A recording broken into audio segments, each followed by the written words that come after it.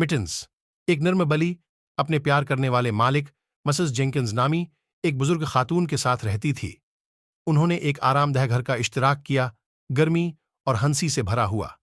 मिटिन्स Mrs Jenkins को बहुत प्यार करते थे, हमेशा उसकी गोद में झुकते और इत्मीनान के साथ चहकते रहते थे।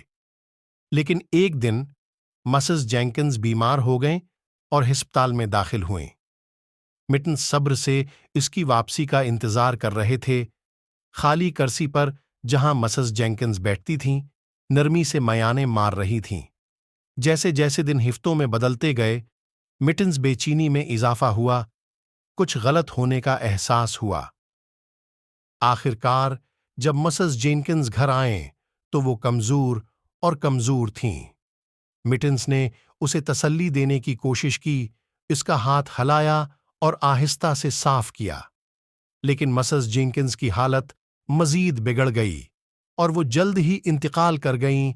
मिटिन्स को अकेला छोड़कर दिल टूट गया। कभी आरामदा घर खाली और ठंडा हो गया। मिटिन्स अपने प्यारे मालिक को ढूंढते हुए फरियादी तौर पर मियाऊं कर रहा था।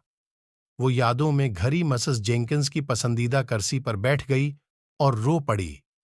जैसे जैसे दिन गुजरते गए, मिटिन की आंखों की चमक खत्म हो गई और उसकी खाल फीकी और धुंधली हो गई।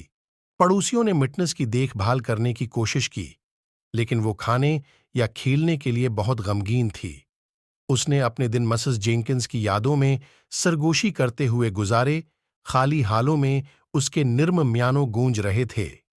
बिलआखिर मिटिन्स का जिस्म हार गया, लेकिन उसकी रूह मिसेस जेंकिंस की हमेशा के लिए वफादार रही, एक रोशन दुनिया में उनके दोबारा मिलने का इंतजार कर रही थी।